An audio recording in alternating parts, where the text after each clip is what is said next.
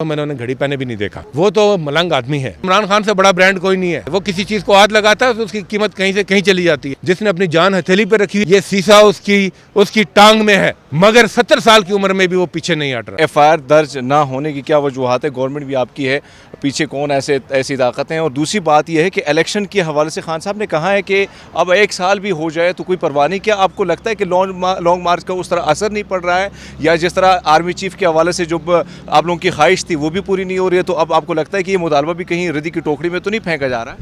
नहीं, आपके एक सवाल में कई सवाल हैं। पहली बात जो आपने कहा FIR दर्ज नहीं हो रही, हकीकी आज़ादी है क्या?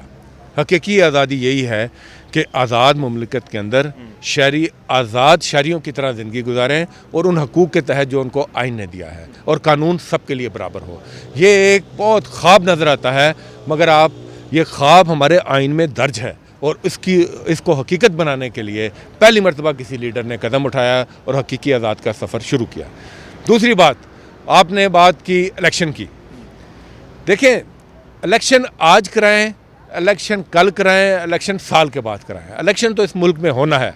और इलेक्शन का नतीजा भी मैं आपको बता दूं, आज जितना ये डिले करेंगे इसका नतीजा इनके लिए उतना ही बुरा होगा। ये इलेक्शन क्यों नहीं करा रहे?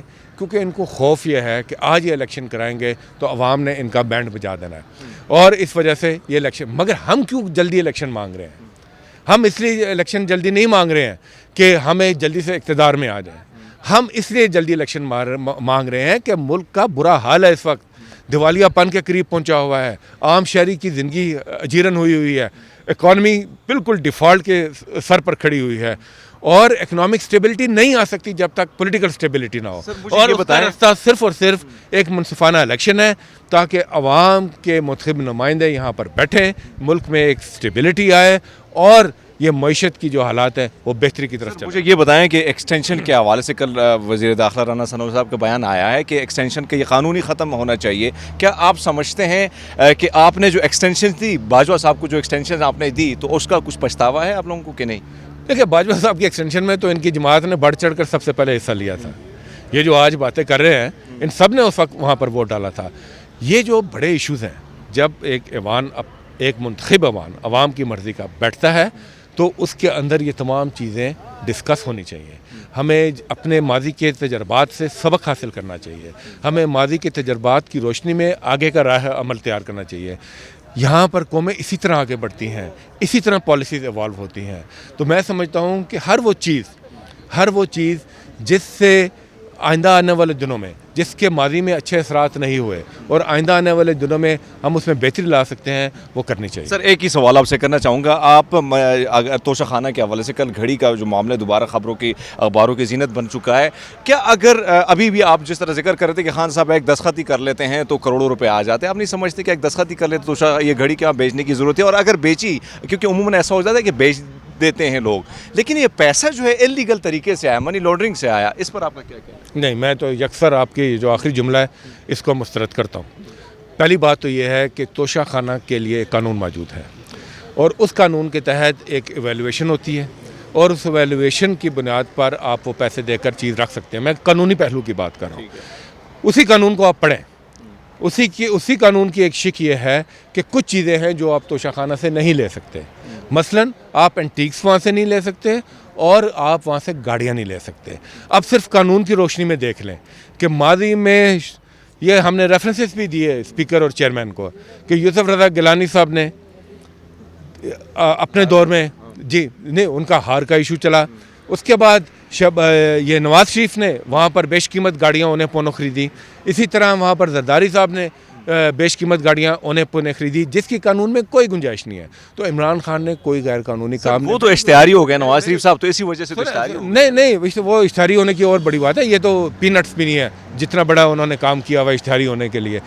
दूसरी तरफ ये मैं कानूनी पहलू की पहले बात कर रहा हूँ, और दूसरी तरफ आप देखें कि उन्होंने उसको अपने तमाम चीज़ों में डिक्लेयर भी किया, और तीसरी तरफ ये केस कोर्ट में भी है, और हम कह रहे हैं कि हम कोर्ट आए और इसका फ़ैसला करें ताकि हम हर चीज़ को दुनिया के सामने आए। और आप ये बात ध्यान में रखें कि इमरान खान ने अपनी ज़ात के ऊपर कभी कुछ नहीं किया, बल्कि जब से मैं उनको जानता हूँ मैंने उन्हें घड़ी पहने भी नहीं देखा।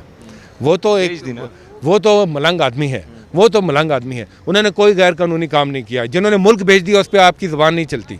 उस पे भी हम बोलते हैं। जिन्होंने मुल्क को बेच दिया, जहां उस पे पर आप खड़े हैं आपकी ज़बान सुप्रीम नहीं कोर्ट चलती। इसी ने सादिक और अमीन करार दिया था और सर, वो आज इसी भी वजह से सादिक और आज अमीन गिरा है। कर रहे हैं। वो आज भी सादिक और अमीन है, वो आज भी सादिक और अमीन है। सादिक अमीन कौन होता है? जो अमानतदार होता है, जो सच बोलता है। कोई गैर कानूनी काम अगर इमरान खान ने किया तो हमने तो अपना केस कोर्ट के सामने रखा हुआ है, कोर्ट उसका फैसला करे। ये डिस्टॉर्शन हो रही है और आप आके दावेदार किसको बना रहे हैं? यार इस कौम को क्या समझते हैं आप? इस कौम का कोई शऊर नहीं है। वो शख्स जो कि दुनिया में मतलूब है, जो इंटरपोल का जिसके पीछे पड़ी हुई है, जिसका एक ट्रैक रिकॉर्ड है कि वो एक मुजरिम आदमी है, जिसका एक ट्रैक रिकॉर्ड है कि वो कानून को मतलूब रहता है, उसको आप उठाकर इमरान खान जैसी शख्सियत के ऊपर आप कीचड़ उछाड़ने की कोशिश कर रहे हैं। और वो जब झूठ के पाँव कोई नहीं होते, वो इवेल्युएशन, मैं इसलिए बार बार कहता हूँ कि इमरान खान से बड़ा ब्रांड कोई नहीं है। इमरान खान की आप इवेल्युएशन नहीं करा सकते। वो किसी चीज़ को हाथ लगाता है तो उसकी कीमत कहीं से कहीं चली जाती है। 2019 में आप घड़ी खरीदते हैं और फिर सुबह आपको ख्याल आता है कि यार मैं वो जो सामने मेरा घड़ी वाला, मैं ज़रा इसकी वैल्यूएशन करा दूँ। अगर इतनी कीमती घड़ी है तो जाएँ कंपनी के पास, कंपनी आपको लिख के देगी कि ये क्या चीज़ है क्या चीज़ नहीं है। आप वो कराते हैं और फिर वहीं से सीधी गाड़ी पकड़ते हैं और जाके टीवी के आगे बैठ जाते हैं। किसको बेवकूफ़ बना रहे हैं आप? और किसके ऊपर आप कीचड़ उछालने की कोशिश कर रहे हैं? जिसने अपनी जान हथेली पर रखी हुई है, जो गोलियां खा कर भी आज अपनी कौम के लिए खड़ा हुआ है, आज ये सीसा उसकी टांग में है, मगर 70 साल की उम्र में भी वो पीछे नहीं हट रहा। किस लिए नहीं हट रहा? वो कह रहा है कि मेरी ज़िंदगी तो जो है, मगर इस कौम की ज़िंदगी के लिए वो आज भी वहाँ खड़ा हुआ है। बहुत शुक्रिया सर। इस वक्त जो है सुप्रीम कोर्ट के सामने एहतजाज, तमाम तर जो सेनेटर हैं पीटीआई के, उनकी जानिब से एहतजाज किया जा रहा था। बाकायदा यहाँ पे वॉक की गई, नारेबाजी की गई, एफआईआर दर्ज कराने के हवाले से आज़म स्वाति पर के साथ जो हुआ उसी हवाले से एफआईआर दर्ज कराने के हवाले से इनका मुतालबा था। और इनकी गुफ्तगू भी जो है हमारे साथ सेनेट में कायदे हिज़्ब इख्तिलाफ वसीम शहजाद साहब मौजूद हैं, उनकी गुफ्तगू भी हमने आपके सामने रखी। ऐसी मज़ीद वीडियो के लिए आप देखते रहिए पब्लिक न्यूज़।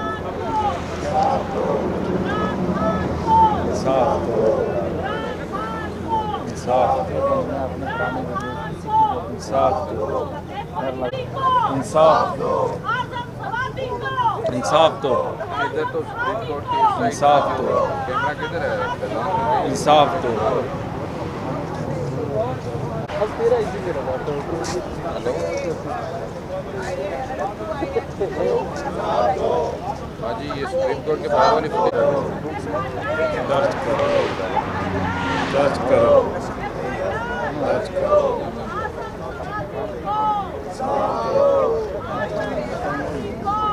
इंसाफ दो, इंसाफ दो, इंसाफ दो, इंसाफ दो, इंसाफ दो, अरशद शरीफ को इंसाफ दो, एफआईआर दर्ज करो, एफआईआर दर्ज करो, एफआईआर दर्ज करो। आज़म स्वाति को इंसाफ दो, आज़म स्वाति को इंसाफ दो, आज़म स्वाति को इंसाफ दो, आज़म स्वाति को इंसाफ दो, इमरान खान को इंसाफ दो, इमरान खान किसी ने कंट्रोल करना है। उस वक्त याद रखना कि बचेगा तुम्हारा भी कुछ। Thank you so much. इंसाफ दो, आज़म स्वाति को इंसाफ दो, इमरान खान को इंसाफ दो। इमरान खान